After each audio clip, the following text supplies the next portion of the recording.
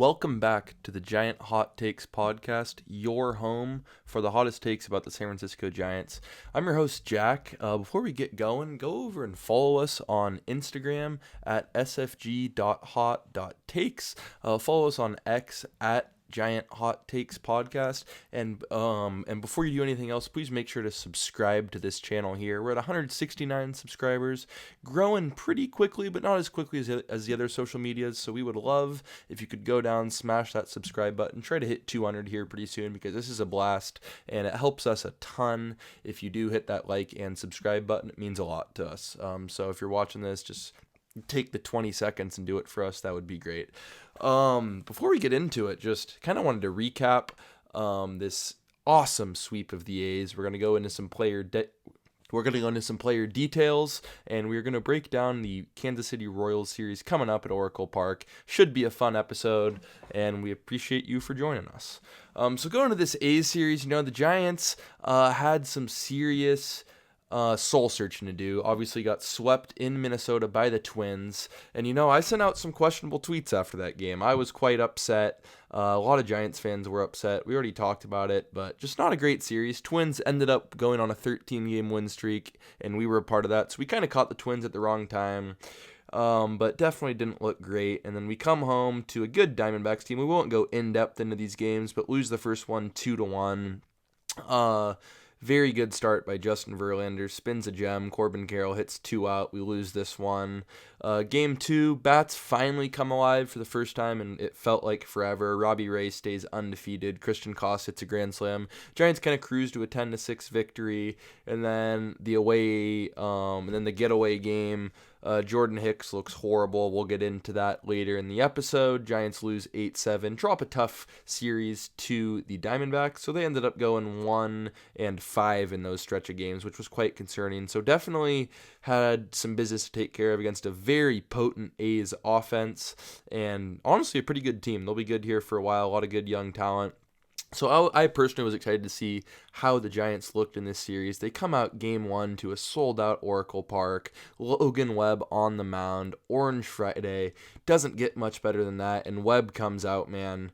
He shoves. He goes 8 innings, 5 hits, 1 earned run, which was late, and he was quite upset about. Walks 2, 4 strikeouts, just vintage Logan Webb stuff, man. And we'll get into the run support here soon, but just wanted to touch on Logan Webb here. I mean, to have an ace like this, man, that you can go out, and it's just a consistent 6, 7, 8, 9 innings of 1-2 run ball. His ERA is down to 2.42. I think before this start, he was number 3 on the Cy Young rankings behind Yamamoto and Skeens.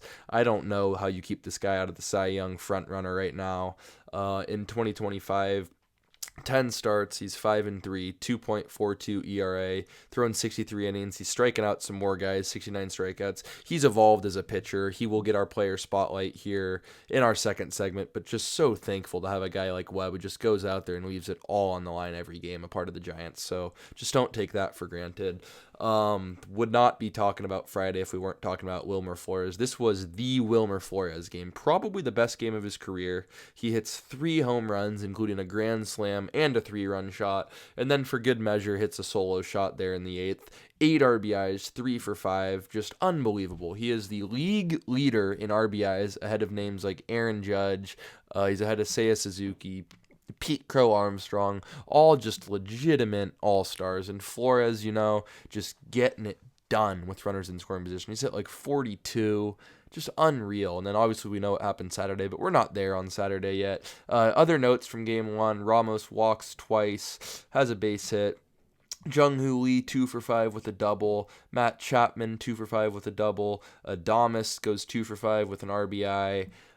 Just such solid all-around baseball. Tyler Fitzgerald made his return, which is nice. It definitely lengthens this lineup. Goes 1 for 3 with a walk. Also hits a double. Just awesome to see these guys come out. And then to end this game, man, Camilo Doval, maybe the best he's looked in a Giants uniform. Hot take for you right there.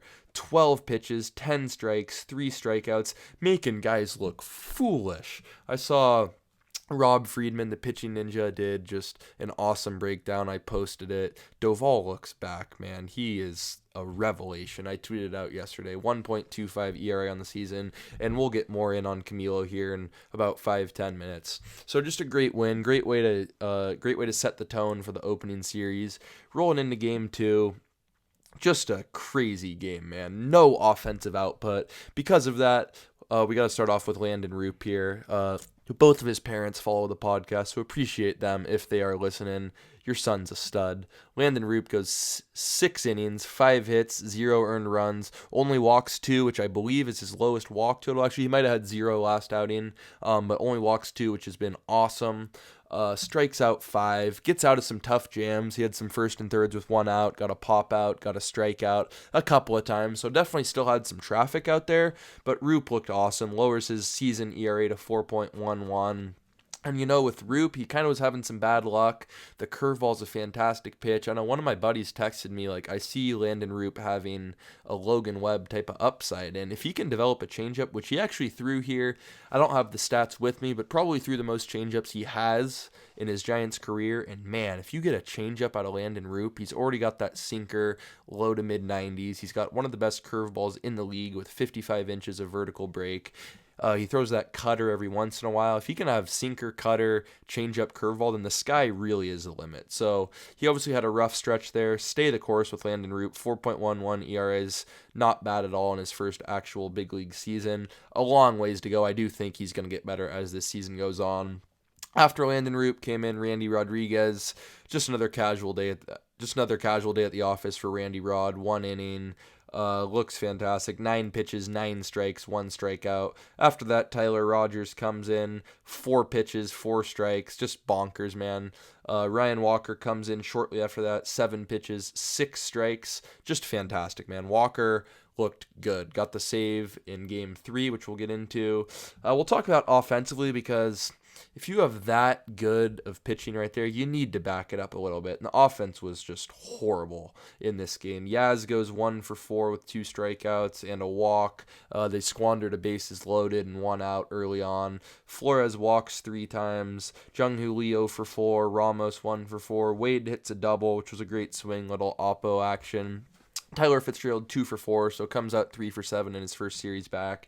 And then going into extra innings, it's always nice being the home team, especially in a game like this where it's 0-0 through 9. Camilo Doval comes out there, looks just absolutely incredible again. 1 inning, 2 strikeouts, a walk, which did not even matter. He was kind of pitching around him. Just comes in. He's doing that little skip thing after strikeouts. He's feeling himself. He's letting out some yells.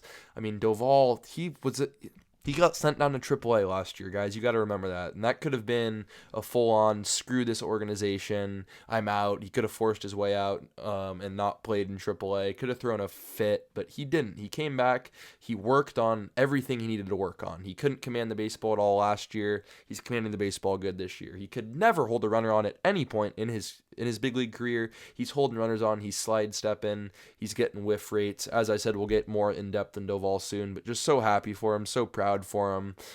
He's seriously winning us ball games. I think it's like 17 straight scoreless innings, which is just absurd. I'll knock on wood here. Hope you do as well. But Giants get into extras here.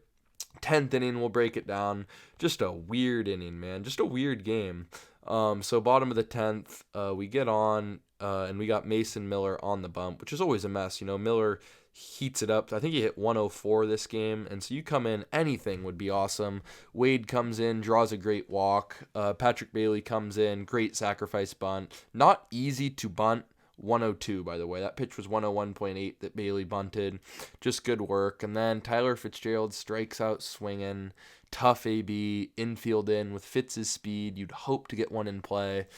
So not a good AB. And then the most questionable decision of the weekend, in my opinion. You got Mason Miller versus Mike Yastrzemski. They intentionally walk Mike Yastrzemski, which in the moment, I don't see it at all. Mason Miller can get kind of erratic, and Wilmer Flores owns your franchise. Flores comes in, a 9-pitch walk, takes 103 in the dirt. Don't know how you don't swing at that to walk this one off. Giants steal one from the A's, 1-0. And to go through 2 games, giving up 1 run to this A's lineup, which is very good. Fantastic job by the pitching. Can't reiterate it. And then rolling into Game 3. Game 3, it was time to get greedy for the Giants, and they got greedy. Justin Verlander on the bump. I was in attendance. First time at Oracle Park. Fantastic. Justin Verlander looks very bad. 4 innings, 5 walks, 2 earned runs, 3 hits. Couldn't command the fastball at all. Off speed looked all right. He was commanding the slider and curveball a little bit better. He did say after the game that he had something going on physically. He didn't mention it. Said that the medical staff cleared him to go today. They were fully aware of that he was dealing with it, and he should be good to go for the next start. So that was interesting, definitely worth monitoring, but he looked bad today. Out of the bullpen, Spencer Bivens, 2 great innings of work. Just fantastic work from Spencer. If that's your worst reliever, then you are just so blessed. I feel like I say it every episode. Bivens comes in, long relief, 3.22 ERA, nothing to scoff at. He can spot start. Spencer Bivens is an awesome guy to have on this team. Eric Miller comes in right after, 1 inning, 2 strikeouts, gives up a hit, hits 100 from the left side to strike out. I forget who it was to end the inning. Fantastic. Randy Rodriguez comes in once again, gets a win, 3-0, 1 inning, clean slate. Freaking unbelievable, man. Randy Rodriguez is just special. And then offensively, we'll get into offensively. Elliot Ramos, first pitch of the game, home run, 111 off the bat. This is what Ramos can do against lefties. Ramos, I mean, he's a star, man. This regression season, people saw it coming. It's not coming. He's hitting 293, 8 bombs, 854 OPS. Ramos is here to stay for a long time. Would not mind looking at a Merrill extension now. After that swing by Ramos, though, I don't know how many straight that they retired, but it was a disaster. I mean, this team can't really hit right now. It's quite concerning. They have nothing going. Chapman had a good swing in the 7th inning, and then kind of magic struck there in the bottom of the 8th. Lamont Wade Jr., I have been very hard on Wade this season. I'll own it. Hopefully I have to eat my words. He comes in, pinch hit, 2-strike, leadoff triple, which is just unbelievable, man. Lamont Wade Jr., and I think the hardest situation in professional sports in a pinch hit when your team's down, comes in cold turkey, ropes a triple. Right after that, another pinch hit. Patrick Bailey comes in, also having a pretty poor offensive season, ropes a base hit up the middle. Just great to see those guys swinging the bat in big spots to get this game tied up. Hopefully they can keep it going. After Patrick Bailey gets to first, Christian Koss lays down a beautiful bunt. And guys, Christian Koss is just a ball player. He does things that helps your team win. Gets Bailey to second base, then Ramos squeaks one through the left side. Hope he doesn't have any plans for the All-Star game because there's a good chance he'll be there. Giants take a late lead, 3-2. Never felt like we were had command of this game. Then all of a sudden you look up, we're up 3-2. End the inning. Ryan Walker comes in. Obviously know what Walker's been through this year. He's been pretty horrible. Comes in, just commands this baseball game. 7 pitches, 6 strikes. Looks fantastic. Strikes out 1 to end it. Ryan Walker, I don't want to say he's back yet. Still got to show me a little more, but gets his 8th save. And guys, if Ryan Walker is going to return to Ryan Walker of 2024, then this might be this is the best bullpen in the league if that happens, because you have guys, Eric Miller, Randy Rodriguez, Tyler Rogers, Camilo Doval, Ryan Walker, Spencer Bivens, Kyle Harrison, and Jordan Hicks now. I'm excited to see him in the bullpen. We'll get into it, but that is 8 guys I'm very confident in. I'm maybe not that confident in Bivens, but he's a good guy to have. I'm very confident in every single one of those guys when they come in big situations. So if you get Walker back, look the hell out, because this is not going to be fun for opposing teams. But the Giants get the sweep. Third sweep of the year, which is more than the Giants had last year, or ties what the Giants had last year, and we are still in early May, folks. In addition to that, the Dodgers get swept at home by the Angels. Embarrassing. Don't care that they have a hospital running. Manage your players better. And the Padres get swept at home to a team the Giants swept, the Seattle Mariners. So the Mariners look good. Padres look horrible. Giants are back within a game of first place in the NL West. Still in the works, guys. We're going to win the NL West. Going into the next segment, kind of wanted to go in depth on two players who've been having fantastic seasons for the Giants, Camilo Doval and Logan Webb. I'll throw up the baseball savants right here for you guys so you can see. We'll be comparing it to what they did last year. Obviously, Logan Webb had a good year last year. He's been even better this year. Camilo Doval had a very poor year that saw him get sent down to AAA and now is one of the better relievers in baseball. So we'll break down what has changed. So with Camilo Doval, we'll get into the pitch usage first. So 2025, which is the current season, he's using the slider 53% of the time, averaging 89.3 miles per hour. The cutter 44% of the time, averaging 98.0 miles per hour. And the sinker just 3% of the time at 95.8% of the time. Compared to last year where he had a rocky season, slider 51% of the time, which means that he's using it 2% more this year. Not anything to write home about. The cutter 35% last year compared to 44% last year. So he's throwing the cutter this year 10% more. And then the sinker last year was 14% and is only 3% this year. So he's essentially eliminated the sinker from his repertoire and is just throwing that cutter, which is interesting. But it's clearly been working. So that cutter, the command, everything looks better. So I do wonder if cutting that sinker out kind of just made him focus on less. And now he's just saying, F you, my stuff's better. Because it honestly is. Going in depth with Baseball Savant. So just the advanced metrics here that I found interesting with Doval. So the pitch usage obviously has impacted this. So I wanted to start off with that.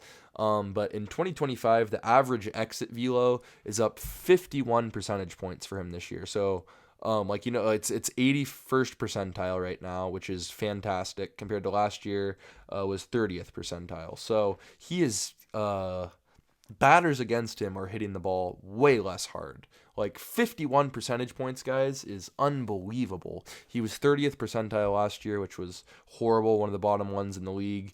And now he's one of the top at 81. 51 percentage points, unbelievable. People are not hitting it hard. The chase rate, so Doval last year was not missing a lot of bats with that chase rate. Was at 47th percentile. And this year it's up to 79th percentile, up 32 points. So guys are not only not making as hard contact this year, they're chasing way more. So that's fantastic to see. These trends are proving that it's not a fluke with Doval right now. Walk percentage obviously had massive command issues last year. First percentile, which is the worst of the worst. He was one of the worst relievers in baseball with his command. Compared to this year, 32nd percentile, which isn't great, but for a guy with Doval's stuff, improving there by 32 percentage points is just incredible. Barrel percentage, so how often people are barreling the ball up against him, pretty similar to the exit velo. But he's 92nd percentile this year compared to 30th percentile this year. And guys, 62 percentage points, it is not normal to have that drastic of a shift. I mean, it's fantastic seeing him get back to this. It might be better than his 2023 stats at this rate because he's just looking incredible. And then it's been crazy fluctuations, but the craziest one is the hard hit percentage, which was last year 15th percentile. 42% of the time, guys, they were having a hard hit ball against him. And then this year, 83rd percentile, which is just unbelievable. 68 percentage points. That's not normal. That's over doubling your production from last year. So people are not hitting it hard anymore. He's not walking guys as often. They can't find barrels, and they're chasing more pitches, which is just absurd. So Camilo Doval's back. Hope that fired you up as much as it fired me up. Kind of got the chills right now because 1.25 ERA for a not even closer right now is just bonkers. Going into Logan Webb, we're going to start the Logan Webb Cy Young propaganda here early. He's going to pitch the most amount of innings in this league, which is fantastic. He deserves the Cy Young. Got a lot of work left to do. Pitch usage for Webb is pretty interesting. So let's dive into this. In 2024, he threw the sinker 40%. In 2025, he threw the sinker 40%. So the exact same, which is almost interesting to have that exact same number because it's almost hard to hit the percentage point. I just found that interesting. The changeup last year, 31%. His changeup is obviously, as he said, his best pitch, but he started throwing it a little too much last year, and he thought that was a big reason why he was giving up more hits and blue pits, so he adjusted. This year down to 18%, so 13%. He's throwing the changeup 13% less this year, which is making people have to key in on other pitches, making it more lethal. And then kind of a big issue with Webb was he said against left-handed hitters, he didn't have anything to go in on them, so they were just kind of having an oppo approach and spitting that sinker and changeup away, and they can't do it anymore because he has a brand new sweeper, different grip. It's moving a lot different. Last year he threw it 21% of the time, and this year he's throwing it 28% of the time, so it's his second most used pitch now, throwing it almost as much as he did the changeup last year. And then the cutter, 3% to 8%. It might not seem like a lot, but just having that in the back of your mind, he throws it a lot more to lefties than righties. Having it in the back of your mind that, okay, he's got two pitches that are going to come in on me. It's a big difference in your approach, and you're seeing it pay dividends. His ERA is down massive. He's giving up less hits. He's getting quite a few more strikeouts as well. The four-seam fastball, 5% to 7%. You've kind of seen him use it in two-strike counts a little bit more. He's getting some guys out with that, striking out. So he's always evolving, but, I mean, this looks fantastic, guys. He's going to start using that changeup eventually, I'd imagine. It's his best pitch. He just commands the baseball so good. I'm so excited that Logan Webb's a Giant for the long haul. Hope he's a forever Giant because it'd be incredible. Tracking towards Giants Hall of Fame. Need to see him back in a playoff game soon because if Logan Webb gets a ring, man, he'll be one of the most beloved Giants ever. So Giants currently sitting 9 games above 500. How the turntables. 1 game out of the NL West. Gonna preview the Royals series here. Before we get into it, big supporter of their pod, Dave O'Neill. I know you're listening right now, Dave-O. Appreciate your support as always. Big Royals fan, big Chiefs fan if they're good. If they're not, he will switch to the Raiders.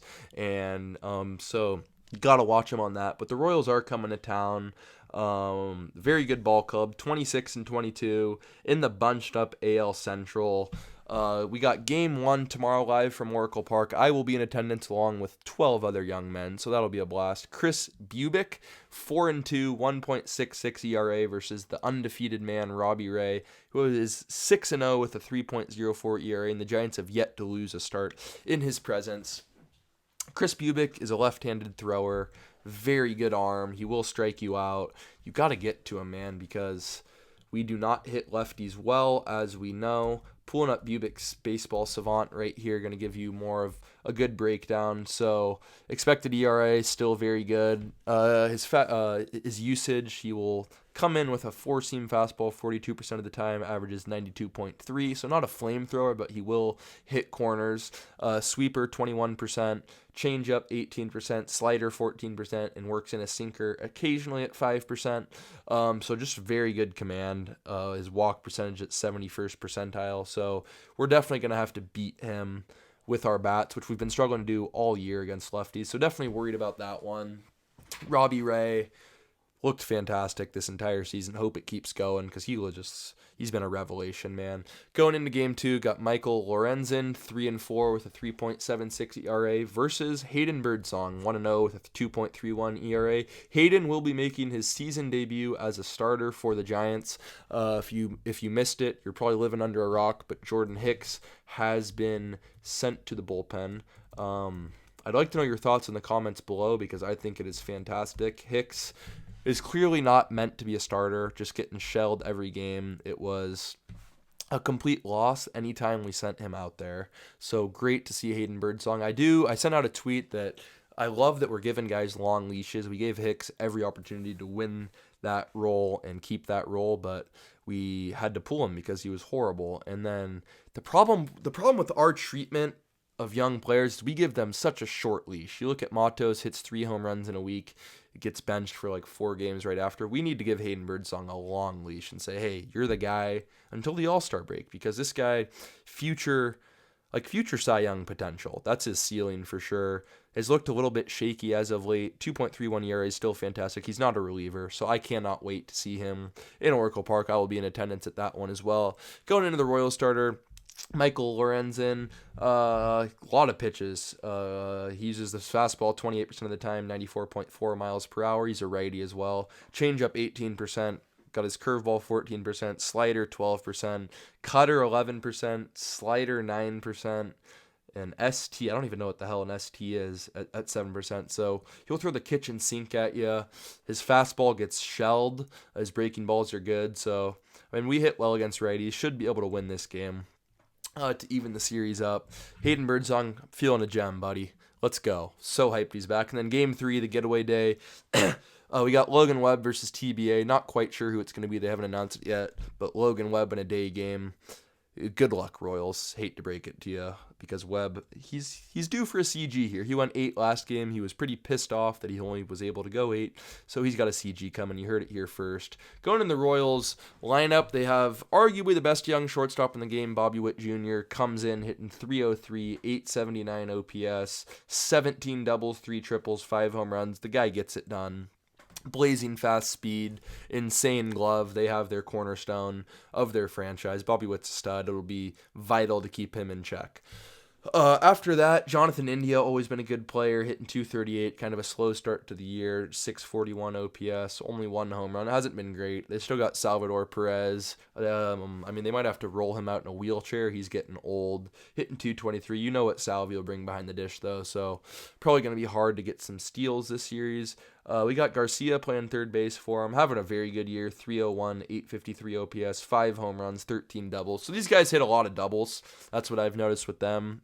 So they could be a good fit at Oracle Park with those corners, so it'll be vital to kind of hold them to singles and need Jung-Hoo Lee, need Ramos to make some more plays out there, and need Yaz and Matos to play well out in the outfield. So that's a good underlying story to watch. I got the Giants taking 2 out of 3. I think they lose tomorrow, unfortunately, and the Robbie Ray, and the Robbie Ray. It's not a curse. I don't know what it is, but you're probably not going to start the season 10-0, especially against a lefty. We're going to tee off Lorenzen, score like 7 or 8. Yaz will be going yard that game.